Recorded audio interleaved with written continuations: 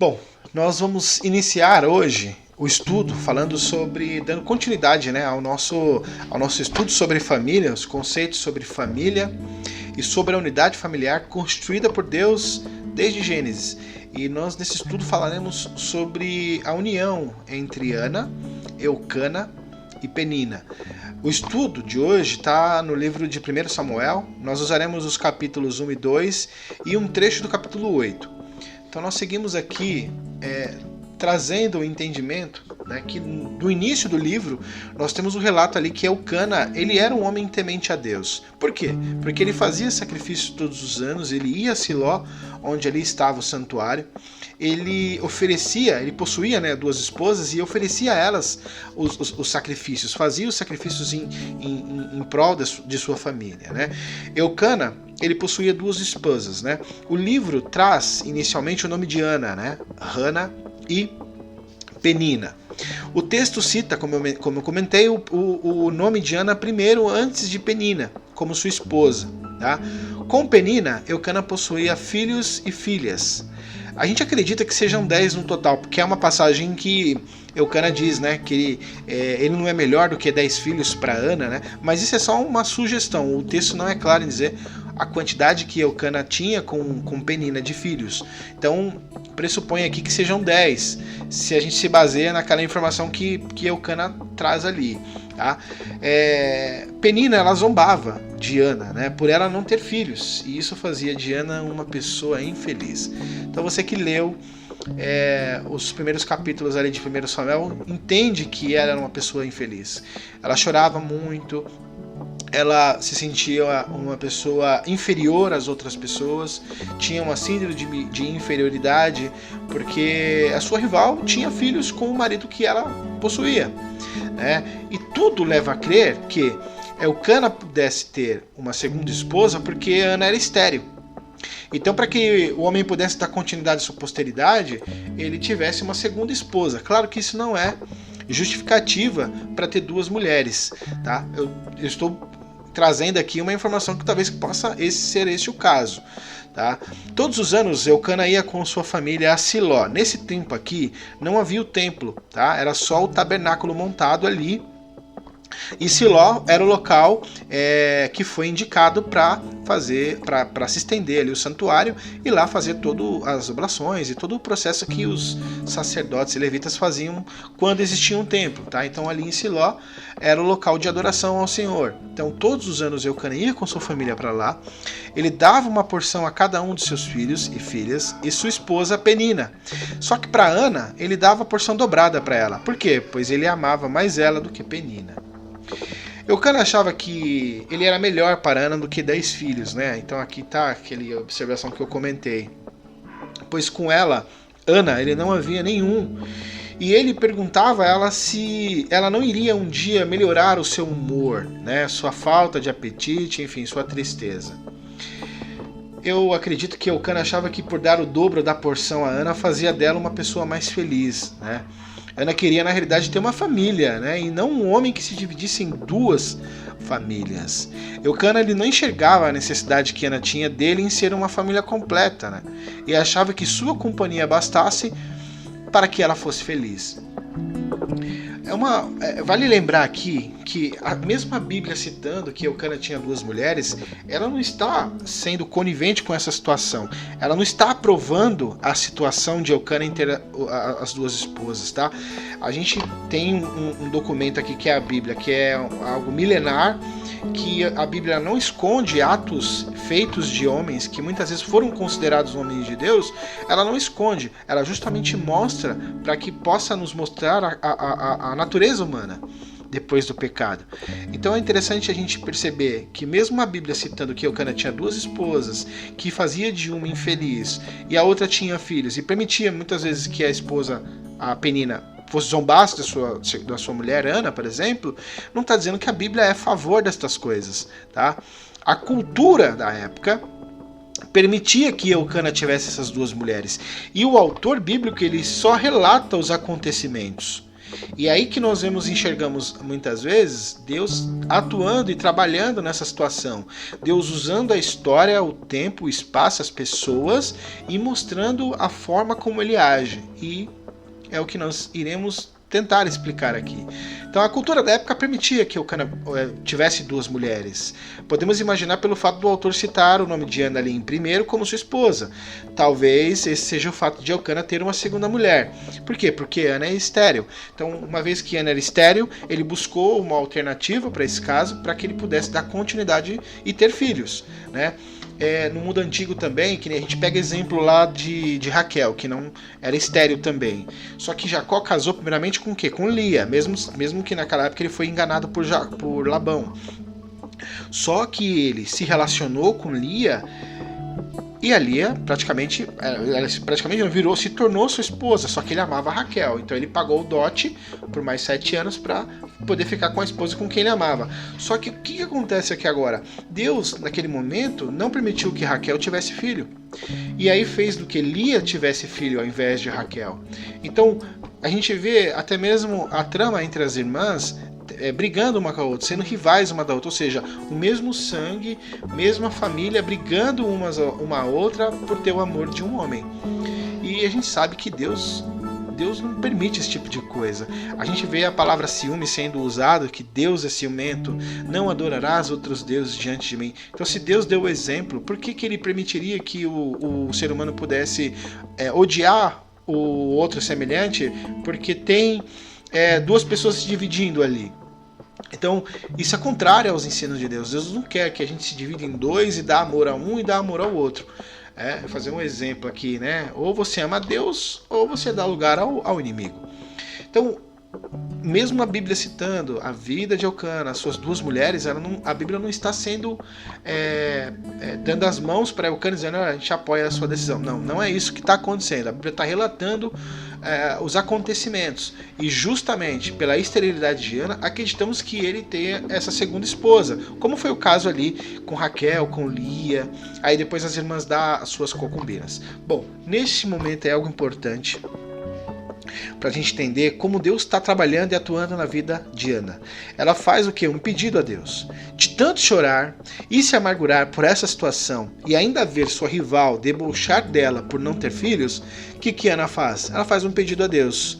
E lá na Bíblia, eu não sei se está na Bíblia de vocês, mas eu uso uma Bíblia judaica que preserva os nomes originais, que preserva algumas situações originais, justamente para dar sentido ao texto, para dar sentido à ideia do autor, o que ele estava pensando naquele momento, por que ele usou aquele vocábulo, enfim, por que ele usou tais palavras para poder expressar o sentimento daquela situação. Então no texto a gente ouve lá Adonai, vocês já ouviram esse termo, né? Adonai, que significa Senhor. Então toda vez que a Bíblia fala Adonai, os tradutores traduzem como Senhor, e é a palavra correta, Adonai, Senhor. Só que tem uma palavra chamada Tisvaot, que é exército, então é o Senhor dos exércitos. Quando Ana faz um pedido a Deus, na leitura tá Adonai Tisvaot, é o Senhor dos Exércitos, em 1 Samuel 1,11. E ela faz um pedido ao Senhor dos Exércitos. Ela diz assim, Senhor dos Exércitos, se tu atentares para quão humilhada está tua serva, né, Ana, e se te lembrares de mim, e não te esqueceres da tua serva, mas deres à tua serva um filho homem, aí ela diz, então eu darei ao Senhor por todo o tempo que ele viver, e lâmina nenhuma jamais virá sobre sua cabeça. Essa lâmina está dizendo que é o corte de cabelo, ele não vai cortar o cabelo. E quando Ana faz esse pedido ao Senhor, ela não quer o filho para ela está consagrando este filho ao Senhor, para que este menino, e ela pediu um homem, que fosse um homem, pudesse ser entregue aos serviços de Deus. Vejam só, Deus trabalhando na vida de Ana, usando uma mulher que era menos provável na época de se ter um filho, gerasse um ser humano para que Deus pudesse usar aquele ser humano para o serviço dele, para glorificar a Deus e ser um exemplo para as outras pessoas. Deus está usando justamente essa mulher, que era infeliz, que só chorava. Tá? E eu coloco alguns comentários aqui, porque podemos pensar, né, que o fato de Ana mencionar que lâmina nenhuma passaria por sua cabeça poderia dizer que ele fosse um nazireu. Lembra nazireu? Quando a gente estudou o Pentateuco, quando a gente estudou os livros de Moisés, nós falamos sobre o voto que o nazireu dava. Ele não podia beber vinho, ele não podia beber uva, ele não cortava o cabelo. Só que nesse caso aqui, não é um nazireu. O corte de cabelo, que na verdade que lâmina nenhuma passaria a ter o cabelo, é justamente o sinal que o menino teria em que a mãe pudesse cumprir a tua palavra. Tá? O texto ali não é claro em dizer que ele é um nazireu. E aí a gente vai buscando mais informações na Bíblia e a gente vê que Eucana, ele descendia da tribo de Levi. Isso está lá em 1 Crônicas 6,13. Para que os homens, né, pudessem servir no santuário, no templo, posteriormente no tabernáculo, eles tinham que ser da tribo de Levi, os levitas, né? E a gente percebeu que o significado de Levi é justamente união. Vejam só, Deus pegou uma tribo, né, e dessa tribo, que significa a tribo de Levi significa união. E dentro do tabernáculo a gente tem o que? Ou o santuário, ou o templo, a gente vê o que? Uma tribo que servia de unir o povo com Deus. Vejam a ligação que tem nas palavras de Levi, do nome da tribo de Levi, que carrega, porque para que os homens pudessem trabalhar no santuário, no templo, eles tinham que descender da tribo de Levi. E Levi significa unir, então é uma união entre Deus e o seu povo. Por isso que existia o sacerdócio. O sacerdote era aquele que recebia de Deus e trazia para a humanidade. Então a tribo de Levi, ela não recebeu terras ali em Israel. Então eles eram conhecidos pelas terras que moravam. Por quê? No começo do livro a gente vê lá que existia um homem lá da tribo de Benjamim. Então o texto, quando começa, está dizendo que Eucana vinha da tribo de Efraim. Então a gente deduz que talvez ele seja um efraimita, mas não, ele é da tribo de Levi. Então ele poderia consagrar o seu filho como alguém que servisse no templo, né? Ou no caso ali no tabernáculo, na palavra no santuário, ali no santuário, tá? Então, por isso, nós temos o autor, né, que eu comentei, que morava nas montanhas de Efraim, cita os nomes dos seus pais. Então, pelo fato do autor citar o nome dos antepassados, isso é claro, diz que sua família tinha uma importância. Quando a gente começa o estudo do livro, o autor ele cita Eucana e os seus antepassados. Quando a gente vê isso na Bíblia, é uma clara menção de que esse personagem, ele tem uma história, ele tem uma importância. Então o autor do livro está dizendo para nós, olha, essa pessoa, fique de olho nela, porque ela é importante para que você compreenda, tá? A Ana ali naquele momento, ela não quis um filho para falar que é dela. Ela tinha um propósito maior. Vejam, uma pessoa que era estéril, triste, só chorava, tinha a sua rival debochando dela, e ela faz um pedido para Deus para ter um filho. Só que ela não queria um filho para ter um filho para estar nos seus braços, entre os seus joelhos. Não, ela queria poder fazer algo maior com isso. Ela tinha um propósito maior. E ela consagrou essa criança a Deus para que fosse trabalhar no santuário e prestar o seu trabalho em honra de Deus e aos humanos. Vejam só o propósito que essa mãe tinha. E o corte do cabelo que eu comentei era o sinal dessa consagração, para que todas as pessoas que vissem ali Samuel vissem que o sinal era justamente aquele corte, o cabelo crescendo. Então Ana pôde cumprir sua palavra, fez uma promessa a Deus e cumpriu sua palavra, mesmo que doesse em não ter um filho para ela, para dizer que era dela. Eu até, continuando aqui o meu comentário, foram muitas as vezes em que ela foi a Siló, ali ao tabernáculo, né, o santuário, e lá ela chorava sem parar, né, que até mesmo o sacerdote, que na época era Eli, achava que ela estava bêbada, pois ela balbuciava, né, mas não saía som de sua boca. Então, ou seja, ela estava orando em pensamento, mas a vontade dela, a oração dela era tão forte que ela balbuciava. E quando ele via aquela situação, ele achava que ela estava bêbada. Por quê? Porque essa ida ao santuário era provavelmente a festa das tendas. As famílias peregrinavam, eram 3 peregrinações que existiam: a Páscoa, o Pentecostes, que nós estudamos, e a festa das tendas. Então as tendas tinham bebidas, as pessoas comemoravam. Então Eli quando viu a Ana naquela situação, até achou que ela estivesse bêbada. Provavelmente pelo fato de ter as festas ali. Só que não, ela estava orando para Deus, pedindo para que Deus pudesse restabelecer e dar a ela o prazer de ter uma criança que foi consagrada justamente ao Senhor. Tá? Dando continuidade à oração de Ana, depois que o Senhor dos Exércitos tirou a esterilidade de Ana e ela pôde conceber um filho, ela consagrou Samuel aos serviços do santuário em Siló. O menino foi desmamado e naquele tempo as crianças desmamavam-se tarde, né? Porque naquele momento em que Eucana se prepara para ir, né? As festas aconteciam a cada ano, tá? Então a gente vê 2, 3 vezes acontecendo festas ali, então era a cada ano. Então Eucana dizendo, olha, vamos para Siló. E aí Ana, não irei ainda, só irei quando o menino desmamar. Aí até Eucana diz, olha, então faça como você decidiu, assim como o Senhor decidiu para você. E aí ela não vai, ela só vai voltar para lá quando o menino desmamar e for quando ela vai levar o menino, para que ele não traga o menino de volta, né? Então ali o menino foi, naquela época os meninos se desmamavam-se tarde, e depois Ana cumpriu seu voto com o Senhor Deus, né? Ana, ela fala do que sente ali em seu coração e agradece a Deus por ele ter restaurado a dignidade dela. E nas palavras da oração de Ana ali em 1 Samuel capítulo 2, eu peguei algumas palavras-chave ali para a gente entender o contexto que está rolando entre ela e Penina. Porque ela fala assim, ó, os inimigos já não zombam mais dela e isso a torna feliz, né? Pelo fato de Deus ter permitido que ela concebesse um filho. E aí, na oração dela, ela diz assim, ó, meu coração exulta em Deus, o Senhor. Ninguém é santo como o Senhor Deus. Não há rocha como o nosso Deus. Essa oração que ela diz, ela está afirmando que Deus é santo e não é nenhum outro ser ou Deus que pudesse existir que é santo como Deus, e não há rocha como o Senhor Deus.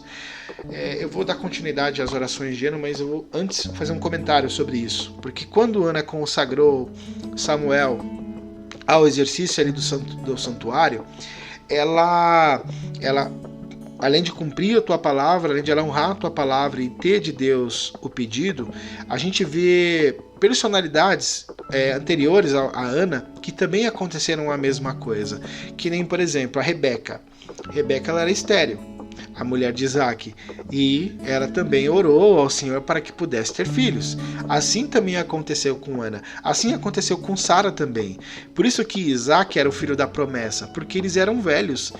Como que na nossa lógica hoje um casal de 100 anos pode ter filho? É impossível. E Deus fez aquilo tornar possível. Por isso até mesmo o nome de Isaac é Ele ri, porque Sara riu quando os anjos apareceram e disseram que ela teria um filho. Ela não acreditava, mas Abraão tinha fé de que isso era possível. Então nós temos a situação de Rebeca, nós temos a situação de Raquel também. Até mesmo quando Raquel fala para Jacó, me dê um filho, porque eu não aguento mais a situação, Jacó fica bravo com ela. Como assim? Eu estou no lugar de Deus agora que fechou o seu ventre para que ele pudesse ter filho? E aí ela ora para Deus. Lembram que também ela tenta comprar aquelas mandrágoras de Lia que Rubem pegou, né? Porque aquilo era como se fosse algo que pudesse dar a ela poder de ter filho, algo nesse sentido, sabe? E a gente vê que não aconteceu aquilo. Ela, quando orou a Deus, foi quando ela recebeu. Aí teve um filho, né? Que veio chamar Benoni, mas aí Jacó mudou o nome para Benjamim. Os cabelos, como eu comentei, os cabelos longos ali de Samuel é o sinal daquela consagração, e Eucana não interferiu na decisão de Ana de incentivá-la a fazer o que o Senhor Deus havia mandado. Agora eu vou entrar aqui na questão da oração de Ana, que está ali em 1 Samuel capítulo 2, e aí Ana ela faz essa oração, e eu acredito que ela está com Penina na cabeça. Por quê? Porque vejam as palavras que ela diz, ó, parem com suas ostentações arrogantes. Ela via Penina zombando dela porque ela tinha filhos e Ana não, e aí ela diz assim, Ana, pare com suas ostentações arrogantes, não deixe que a arrogância venha da sua boca, porque Penina poderia não ter feito nada, poderia não ter falado nada, não zombado dela, não debochado, e a Ana diz assim, não deixe que essa arrogância que que pode surgir de você porque você está ostentando alguma coisa, venha da sua boca, né? Porque o Senhor é o Deus do conhecimento e Ele julga as ações. Aí, continuando, os arcos fortes são quebrados, então aquele que se julga forte se torna fraco, então aquele que se julga muito superior, se Deus for lá e acabar com essa coisa, ele não vai ser mais forte, tá? E aí ela faz uma referência dizendo que os arcos dos fortes são quebrados, enquanto os fracos são armados com força, que foi justamente o caso dela. Penina poderia estar por cima, né, zombando dela, e ela sem força, e Deus muda a situação, reverte toda aquela situação, torna ela fraca e torna Ana com vigor para ter um filho. Aí assim, ó, os bens alimentados, as pessoas que estão bem alimentadas, agora vende-se por pão, enquanto aqueles que estavam famintos não têm mais fome. Então Deus está mudando a situação. Por quê? Porque muitas vezes a gente age com arrogância, com ostentação. E a gente faz isso quando a gente quer ser superior a outra pessoa, tá? Aí ela continua: a mulher estéril gerou 7 filhos e filhas, enquanto a mãe de muitos enfraquece. Não pense você por ter muito faz de você melhor que alguém. Não se engrandeça por ser o que é mais abençoado ou abençoada. Não humilhe ninguém por nada, porque o Senhor tudo vê e recompensa aqueles conforme as nossas ações. Porque não é pela força que uma pessoa prevalece. Os que lutam contra Deus serão quebrados. E é justamente isso que Ana está dizendo para nós através dessa oração. Eu comentei com vocês que o nosso próximo estudo será falando sobre José e Maria, né?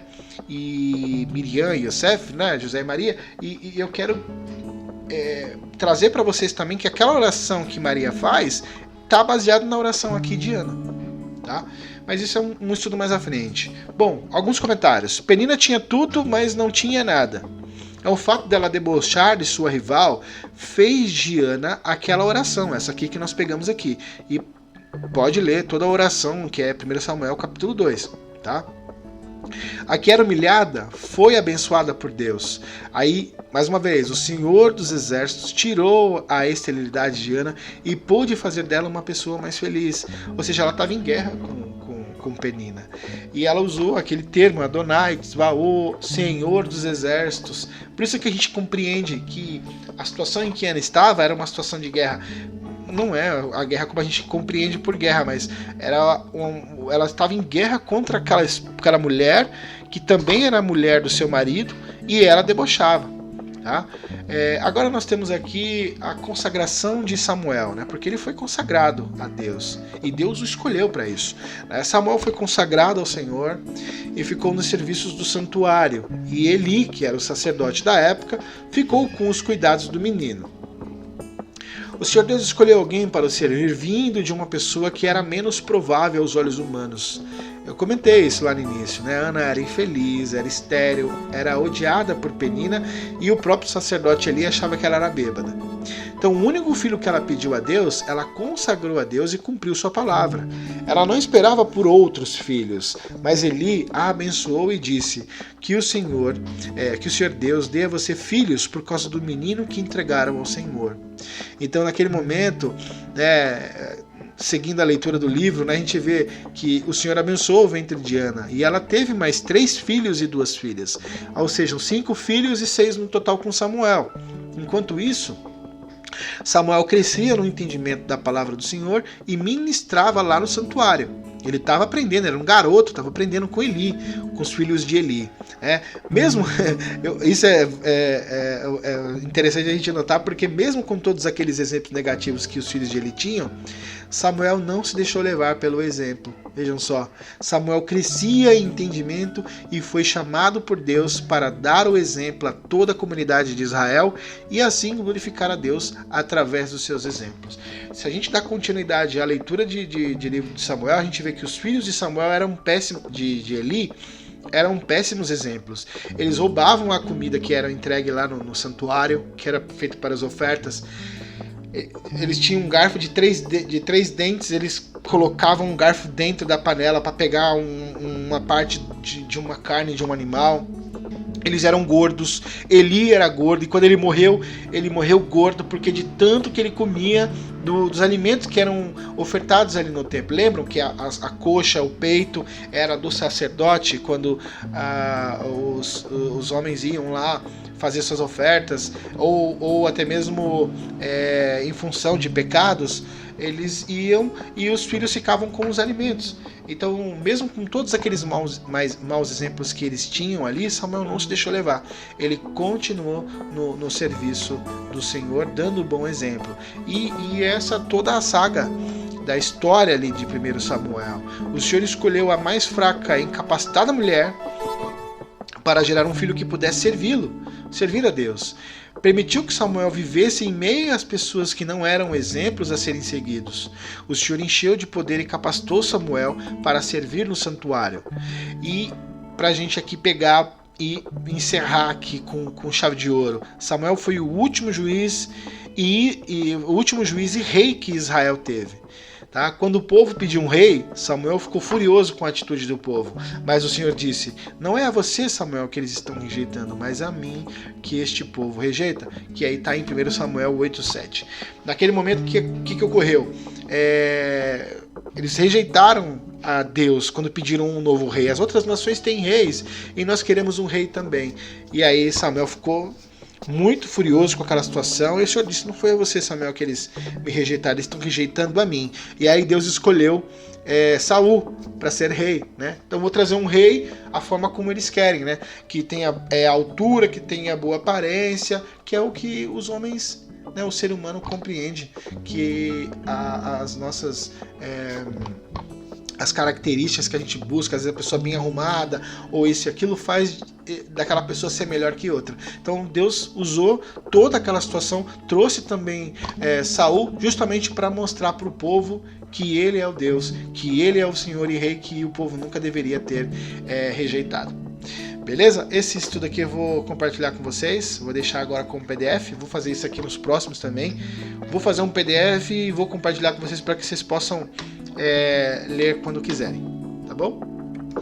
Muito bem, se você gostou desse estudo, faça o seu comentário, compartilhe conosco também novas ideias, novos estudos, peça para nós, para que a gente possa estudar junto. Foi um prazer tê-los aqui. Acesse aí o nosso site, estudandabiblia.org, estudandabiblia.org. Lá temos outros estudos para que possa ajudar a expandir o reino de Deus nesta terra. Fiquem com Deus e uma excelente semana.